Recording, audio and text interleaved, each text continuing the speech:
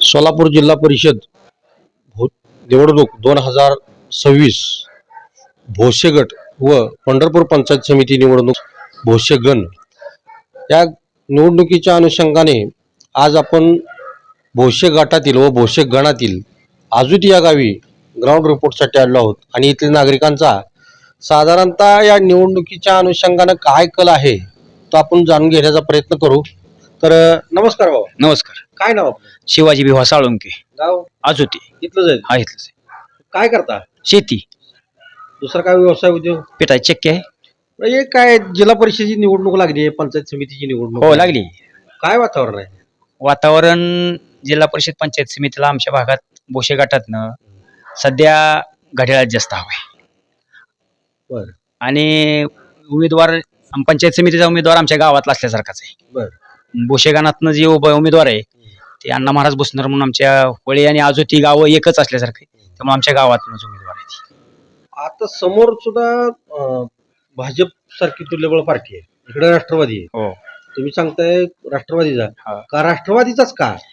राष्ट्रवादी म्हणजे पवार साहेबाचं शेतकऱ्यावर किंवा आमच्यासारख्या आमच्या उजनीतनं गाव उठून आलं, आमच्या गावावर पवार साहेबाचा उपकार आहेत. मला ज्यावेळेस उजनी धरण झालं त्यावेळेस पासून आमच्या गावातली लोक सर्व्हिसला लागायला, त्यावेळेस पवार साहेबांनी उजनी झाल्यानंतर इथं सुरुवातीला विठ्ठल कारखान्यात शेअर द्यायला सुद्धा औदुंबर पाटलाला सांगितलं की बाबा हे आमच्या भागातनं लोक आलेत, आमच्या जिल्ह्यातली लोक आहेत, आमच्या जिल्ह्यातल्या लोकांना थोडंसं प्राधान्य द्या. अजून ती पुनर्वसित गाव आहे. हा, पुनर्वसित गावठण आहे आमचं. पुनर्वसित गाव. आता घड्याळाला किंवा राष्ट्रवादी काँग्रेसला तुम्ही म्हणताय मतदान जास्त होईल, पण हा गट खरं तर राजूबापूचा, यशवंत भाऊचा, आज त्यांच्याच घरातला उमेदवार आहे. हो, आहे की. पण काय झालं आता त्यांच्या घरातलं दिलं की राजूबापूला जिल्हा परिषदला दिलं मतदान. विधानसभेच्या वेळेस पण राजूबापूला मतदान केलं आम्ही.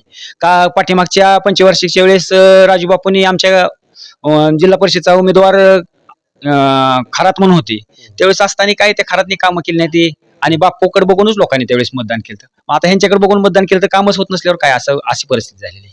आता हे जे उमेदवार करतील का काम? कोण? भारत कोरके. हा. हो, भारत बापू कोरके काम करतील. करतील का थोडस आबामुळं काय झालेलं आहे, विधानसभेच्या वेळेस अभिजित आबाचा गट माडात मतदारसंघात मोठा झालेला आहे आणि त्याच्यामुळं लोक थोडस हे, आणि आता जी घड्याला मतदान करायचं ते आपल्या अजित पवार साहेबांना श्रद्धांजली म्हणून घड्याला मतदान करायचं. हा, मला काय म्हणायचं आहे, आता समजा भाजपमध्ये आता विठ्ठल परिवाराचीच पहिली होती, भाजपमध्ये गेली, तिची ताकद वाढल्यासारखी नाही, वाढणार नाही ताकद वाढली. जरी ते गेले भाजपमध्ये तर विठ्ठल परिवारातले जे सर्वसामान्य कार्यकर्ते आमच्यासारखा त्यांना भाजप, कारण आजपर्यंत भाजपचा आणि खेडेगावातलं पहिल्यापासून जमत नाही जास्त, कारण खेडेगावातले लोकांचा कल भाजपकडे नाही. शहरातल्या लोकांचा जसा कल आहे तसं भाजपला खेडेगावातल्या लोकांचा कल नाही. आणि आज हे भाजपमध्ये गेलेत म्हणजे ह्यांच्या स्वार्थासाठी भाजपमध्ये गेले. आमचा कुठे विचार केला सर्वसामान्य शेतकऱ्याचा? कारण जे आज तुमच्या बरोबर होते त्या लोकांचा सगळ्याचा विचार केला नाही.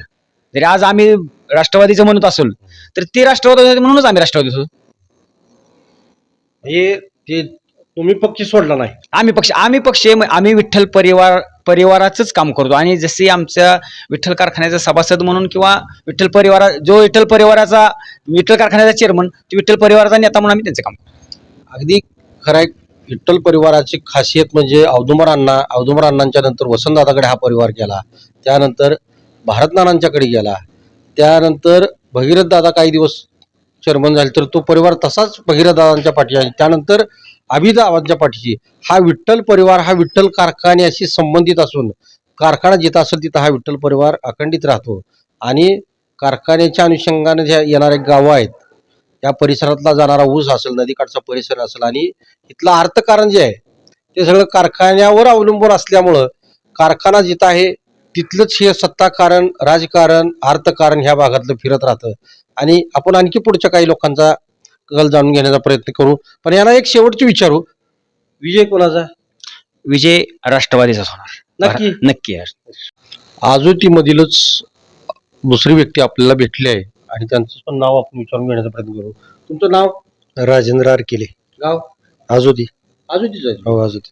काय जिल्हा परिषद पंचायत समिती निवडणूक आहे, काय वातावरण आहे? सध्या या ठिकाणी घड्याळाचीच हवा आहे. त्यामुळं इथं स्थानिकचे उमेदवार आमचे पंचायत समिती गणातील भुसनर म्हणून आहेत.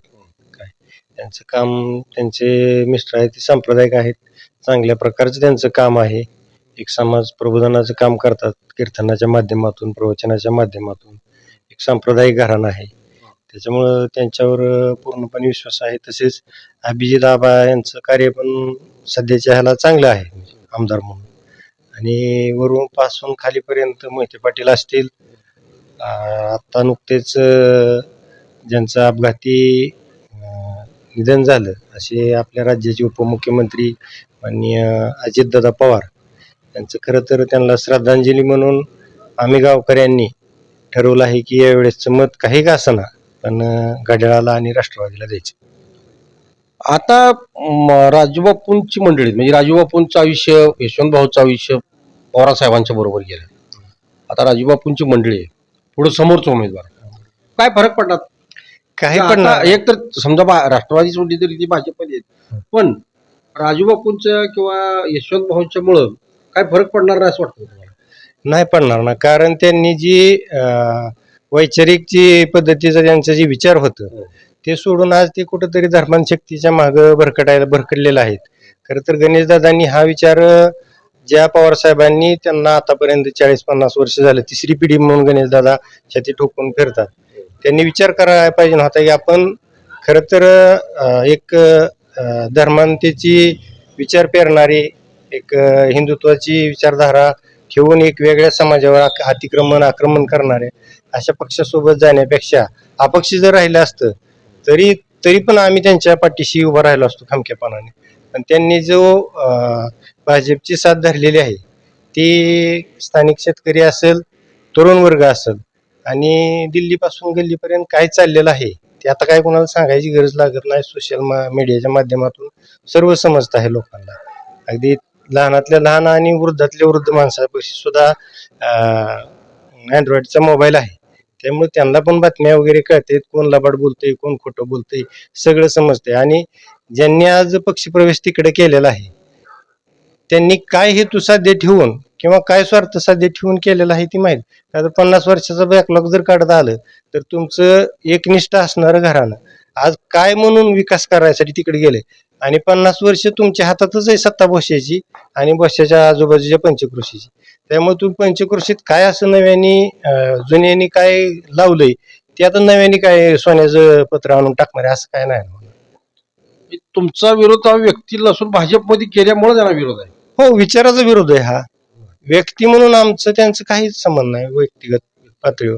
फक्त ही विचाराची लढाई त्यांनी ज्या विचाराच्या परंपरेत तुम्ही राहत होता, शिकत होता, शिकला, सावरला आणि समाजापुढे येत होता, ती विचाराच्या परंपरेला तुम्ही कुठेतरी छेद दिला आणि नको तिकडं भरकटल्यासारखं झालेलं आहे. आता गावात किती मतदान आहे साधारण?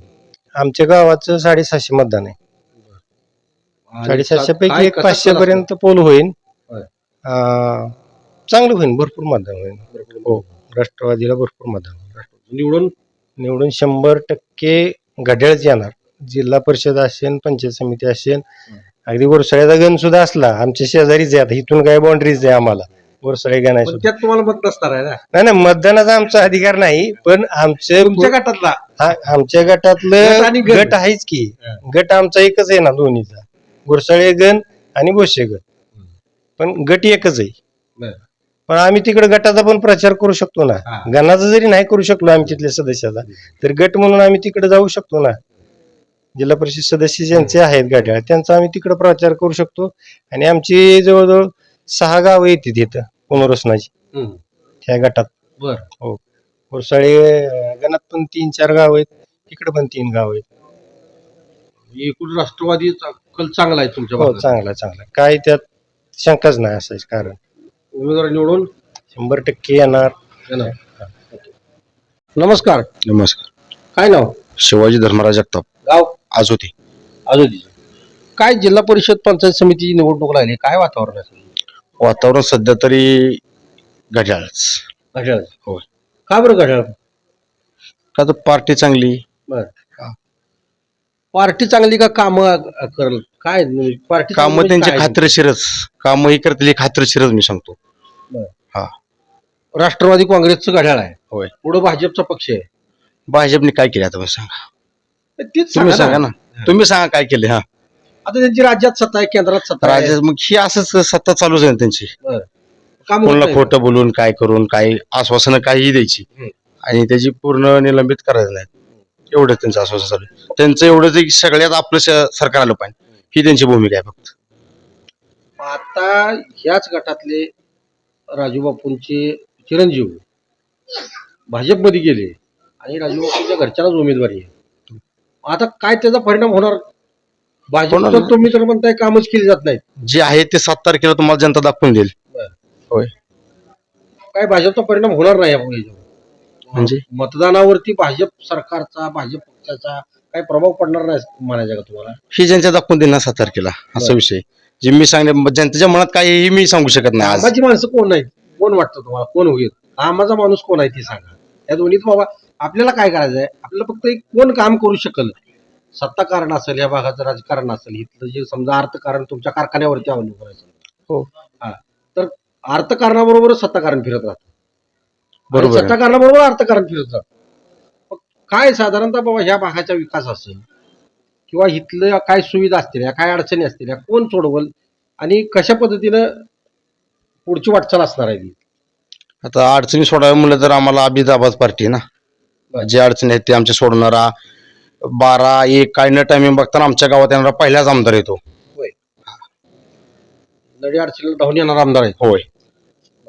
आणि हे उमेदवार उमेदवार हे आता येणारच ना. त्यांचं काय कामाचा पहिला काय अनुभव, काय तुमची भेटगाठ, ते कोण महाराज उभा राहिलेत मग काय? महाराजांचा आमचा दररोज संबंध घरच्यासारखे आहे. म्हणजे महाराज म्हणून आहेत का ते कामाचा माणूस आहे म्हणून? कामाचा बी महाराज आहेत. बरं. महाराज त्यांचं म्हणजे नावच मग कीर्तन ते करतात पहिली गोष्ट, करायचं. पण कामाचा बी माणूस आहेत. काय अडचण असेल तर ते लगेच आमच्या फोनवरतीच इकडे तिकडे फोन करून काय बाबा जा इथं मी सांगितलंय असं सांगतात. कोण निवडून तुझी येईल? अडचण निवडून कोण येईल वाटतं तुम्हाला? अण्णा महाराजांनी आपले हे कोरकी वाटल्यास 100%. होय, त्यात काय खंतच नाही. नमस्कार. नमस्कार. काय नाव? विठ्ठल बाबू चौडे. जिल्हा परिषद पंचायत समिती निवडणूक लागली, काय वातावरण? वातावरण चांगलं आहे. कोणाला? हे गड्या अण्णा महाराज.